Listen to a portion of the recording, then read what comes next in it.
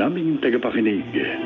Narito ang kwento ng isang lalaking hindi nakalaya sa kanyang malungkot na nakaraan.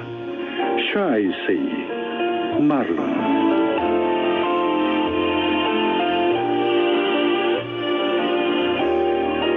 Mabait at maunawaing katipan si Lorna. Napatunayan ko yun sa 2 taon naming pagiging magkarelasyon. Kaya naman after 2 years, pinakasalan ko na siya.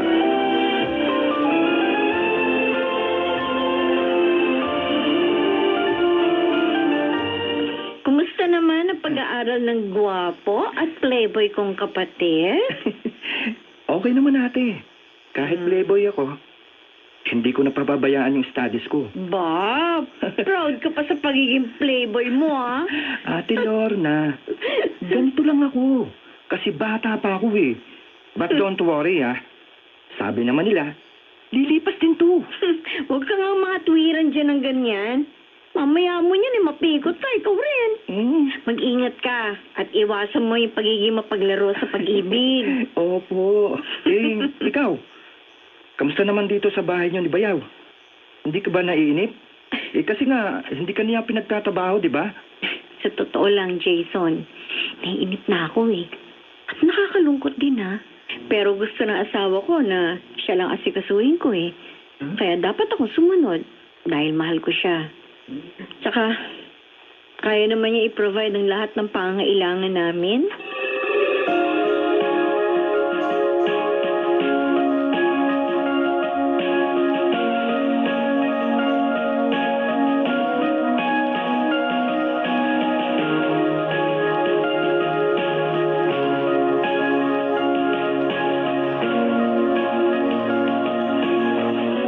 Han, may problema ba?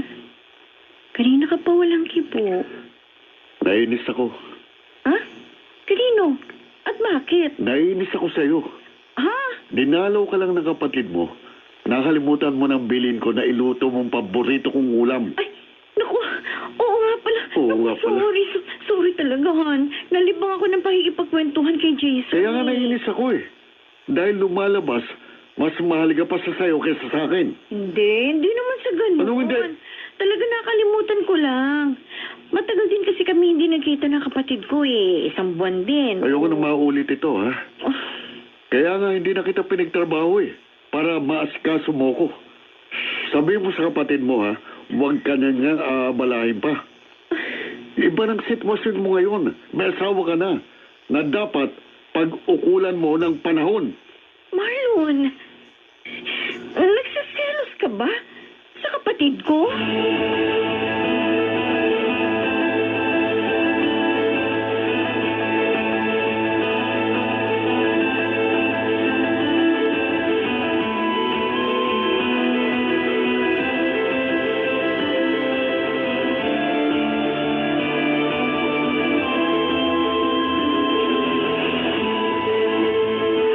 Buntis na pala si Lorna? Opo, Chang.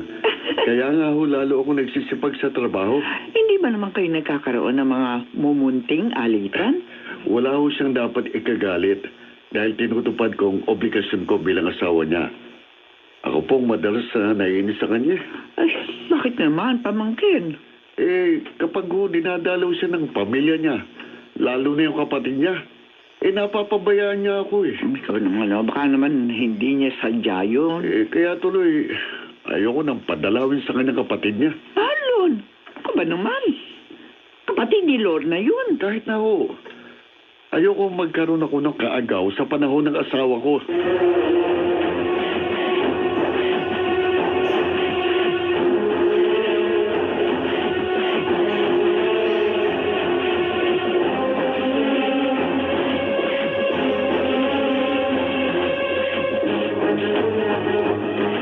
Uwi na po ako, ma. Oh, ano?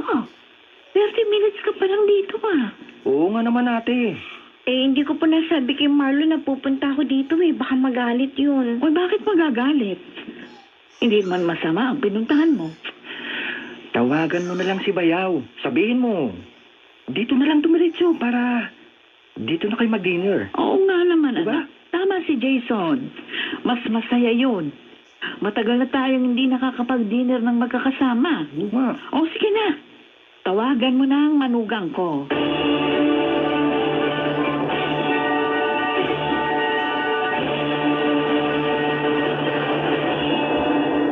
This time check is brought to you by ACS. Dito sa at Halika nga. Ano ko ang gamigo, Marlon? Bakit umalis ka lang hindi nagpapaalam sa akin, ha? Ha? Aray ko, hindi nga kita makonta kanina. Kaya umalis na lang ako. Pero nagsorry na naman ako sa'yo, di ba? Hindi sana hindi ka na lang umalis. Namimiss ko na yung pamilya ko eh. Kaya binaliwala mong gusto ko, ha? Lagi naman kita sinusunod Alam mo, ayokong maalis ka nang hindi nagpapaalam sa akin. Ginawa mo pa rin. Minsan lang naman yun eh. At magulang at kapatid ko yung pinuntahan ko. Hindi naman masama yun. Basta't huwag mo nang uulitin ito, ha? Kung ayaw mo, higit pa rin ang abutin mo. Bakit ka ba nagkakaganyan? Bakit ba parang gusto mo ilayo ako sa pamilya ko?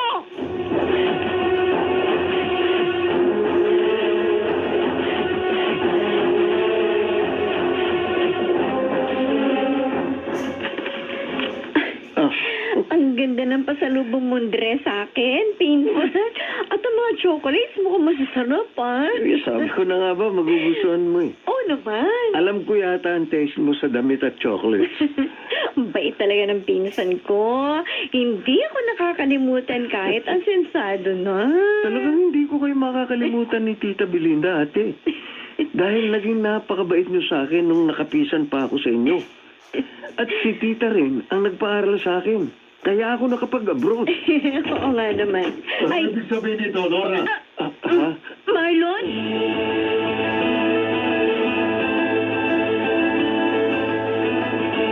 Sinungaling? Marlon! Bakit mo ko sinampal? Bakit? Totoo yung sinabi ko kahit itanong mo pa kay Mama. Pinsan ko si Dave. Pinsan, At ha? kadadating lang niya galing abroad. Ganon. Close kami na pinsan kong yun, kaya nakita mo, akbay niya ako. Akbay! Hindi, ay! Hindi ako naniniwala sa'yo, maluloko. Tama na. Maawa ka naman sa Huwag mo akin. kong hawakan. Mama! Nakakadili ka. Wala siya ng malay. Tumamang ulo niya sa semento dahil sa pagkakatulak ko. Lorna!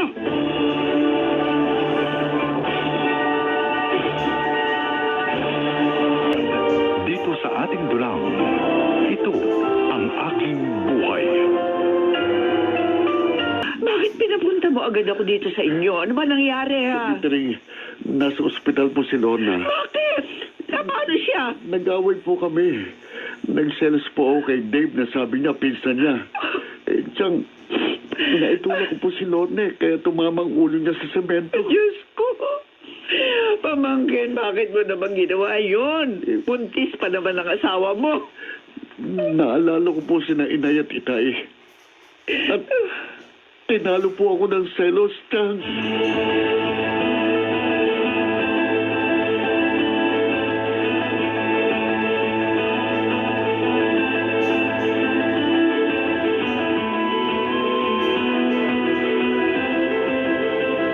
Belinda, kumusta na si Lorna? Oh, Mama Belinda, ano na pong lagay ng aking mag-ina?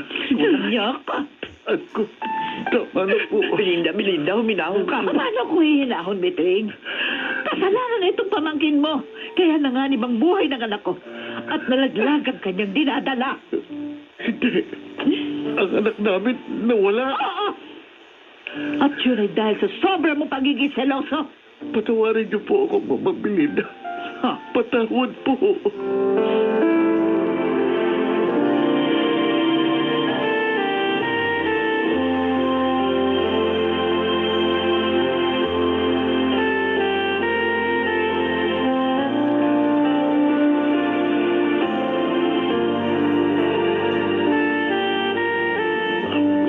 Lorna. Umalis ka sa harap ko. Lorna. Ayoko makita ka. I'm sorry. Hindi ko sinasadyang nangyari. Kasalanan mo. Kasalanan mo. Kaya nalaglag ang dinadala ko. At nang Inaamin ko kasalanan ko. Naging napakasiloso ko. Dahil sa takot na pagtaksilan mo rin ako. Katulad ng ginawa ni Inay kay Itay. Kaya nagpakamatay si Itay. Hindi mo ako dapat itinulad sa nanay mo. Magkakaiba ang mga tao. Patawarin mo ko. Nagsisisi na ako. Pakiusap. Bigyan mo pa ako ng pagkakataon.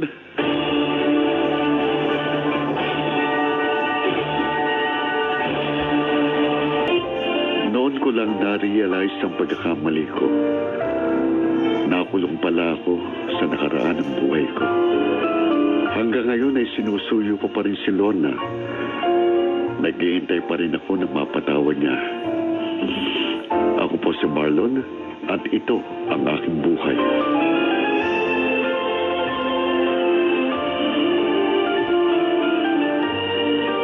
Dapat na hangarin ang tao na makalaya sa kanyang mapait na nakaraan para huwag maging hadlang sa kanyang maligayang kasalukuyan. Mga nagsiganap, Susan Robles, Lionel Benamin, Chiquit del Carmen Amor, Jerry Boy, Rosana Villegas, at Phil Cruz sa papel na Marlon. Naglapat ng angkop na tunog Jerry Mutiang. Sa musika Buboy Salonga. Supervisyong teknikal Eric Lucero at Bong Boyar. Creative Consultant Phil Cruz. Production Assistant Anching Cruz. Ito'y mula sa panulat ni Telma Corporal Alcantara.